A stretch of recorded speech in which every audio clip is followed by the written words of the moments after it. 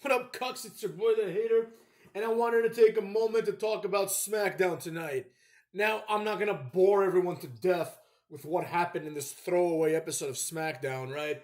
But this video is gonna be about, the unfolding of events, if you will, on SmackDown, right? So, as we are now in the boring ass, predictable era of Triple H, which I still refuse to accept as a new era, we just get more of the same, right?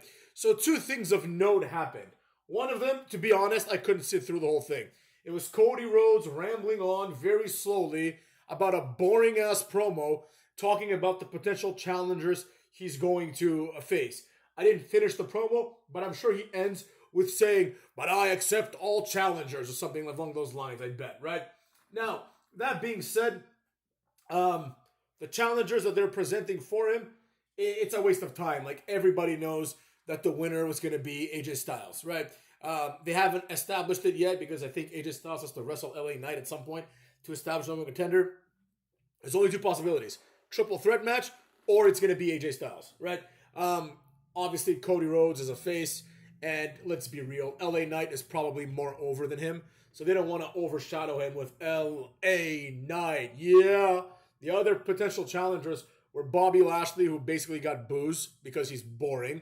Like I've been saying, once again, it turns out I'm right about everything. Like, this Bobby Lashley, like, Street Profits thing is like one of the worst things I've ever seen in my life. Remember when people thought this was like, oh, this is like just like the Hurt Business? No, the Hurt Business was cool because of MVP. Right? It wasn't cool because of Cedric Alexander. You know what I'm saying? And it wasn't cool because of Lashley, let's be honest, right? Lashley coming out in a suit with the Street Profits coming out in suits is stupid, it's boring, and no one in that three-man group has the charisma required to get this three-man jobber faction over, right? And even if you want to argue that Montez Ford could get it done, the fact of the matter is Angelo Dawkins is like right up there. He's right there as one of the worst wrestlers ever in terms of charisma, right? This guy has like no personality. He's just like I don't even know why he's there, to be honest, but nevertheless, I don't want to talk about that too much. Santos Escobar is a cruiserweight jobber. There's absolutely no way he's going to main event a pay-per-view. That's just ridiculous to even suggest up in this pace, you know what I'm saying? And then the other people were AJ Styles, who obviously won. Kevin Owens is an undercard jobber at this point. Like, he's basically not good enough to hold the U.S. title, so why the hell would he be good enough to hold the WWE title, right? He can't beat Logan Paul. Why is he going to beat Cody Rhodes? Then we've got Rey Mysterio, who obviously should win, but because Rey Mysterio is a face, it's just not going to happen, right? So it's going to end up being AJ Styles versus, Cody Rhodes, and Cody Rhodes is going to win in a hard-fought match. Fantastic. Who gives a shit?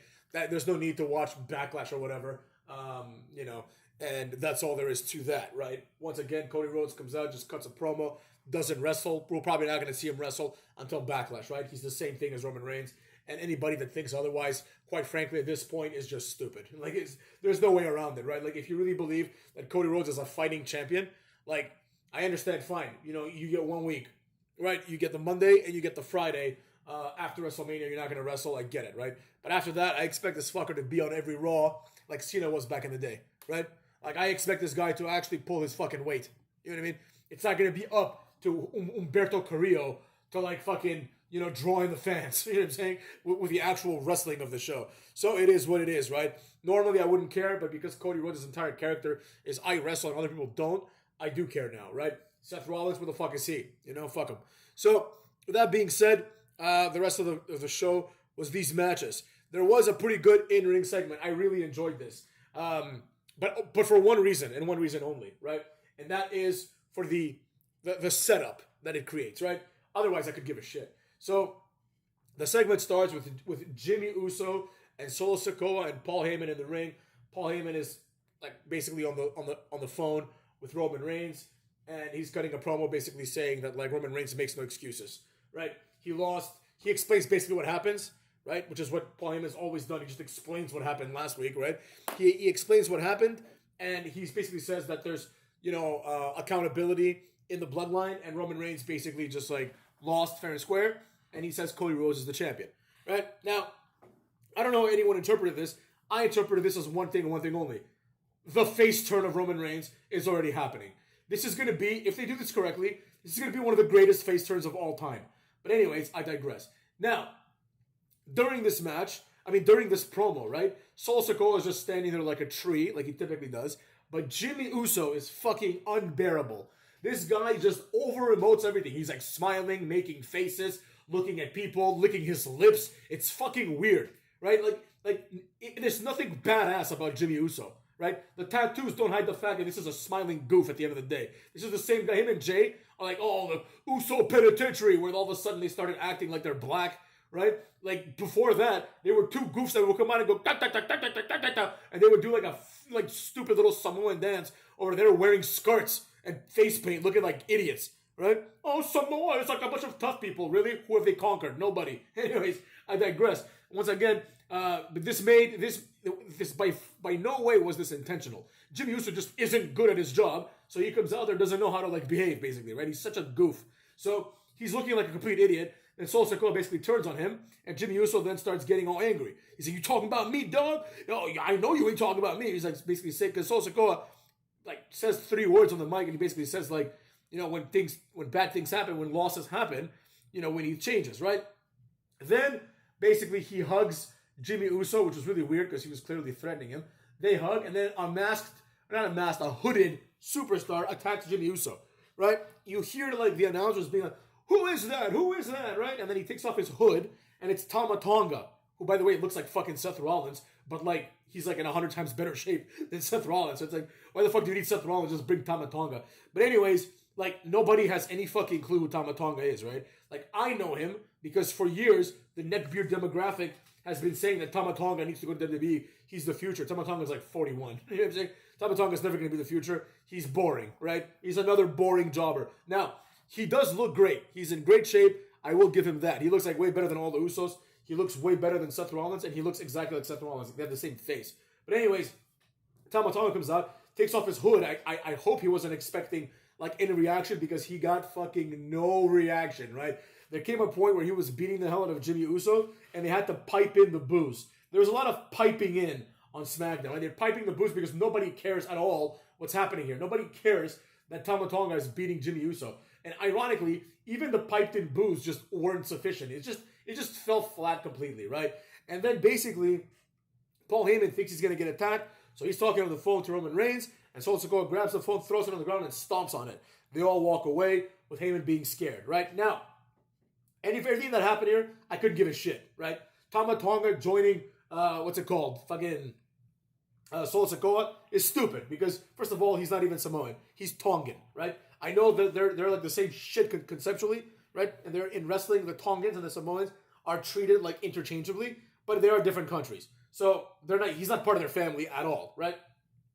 Nevertheless, it is what it is. This is the way they're going, right? Now, obviously, Tama Tonga and Solo Sikoa, they have like fucking Gallows and Anderson written all over them. Like, that's as far as they're going to go. You know what I mean? They're never going to be this like big time tag team or whatever the hell the plan is. Who cares? The only thing that matters here is the plan of the glorious, what I'm assuming is going to be a glorious Roman Reigns face return. And we're going to talk about that in detail in a video that I will probably release tomorrow, Cucks. So look forward to that. But other than that, like SmackDown, nothing really happened. It's to be expected, right? Same thing with the Raw, right? Like, let's be real. If they're going to keep pushing this era down our throats, the real takeaway here is going to be after the draft, right? We have the draft coming up, and that's when we're going to know that Cody Rhodes is going to be traded to Raw or whatever. I don't know where he is now because he's a Raw guy, but he has the SmackDown title. But he's gonna be going to Raw. Like, he's not gonna wrestle on SmackDown ever, right? He's moving to Raw, and Damian Priest is moving to SmackDown. You can bet your ass on that. And once that happens, then we're gonna see where everything lands, right? Until then, it literally just is filler, right? I don't know when WWE Backlash is. That's gonna be interesting to like note, right? I'm assuming it's gonna be after the draft, but I'm not sure. And quite frankly, I don't particularly care. But I mean, it could have some implications. It's in May 4th, apparently. It could have some implications as to where the wrestlers end up and where the titles end up, but I highly doubt it. It's just boring. A lot of the people that lost at WrestleMania have yet to show their faces, which is fucking weird. You know what I mean? Like, I'm talking about the ones that were in, like, important matches, right? I'm not talking about fucking, Kevin Owens wrestled again. Kevin Owens is a jobber. Like, he's going to be there whenever they tell him to be there. He has no pull in this company whatsoever. But now, with all that being said, I'm curious to see how this is going to go. In the next video, look forward to it. It might even be later tonight. It's going to be about how Roman Reigns' face turn should happen. Cucks.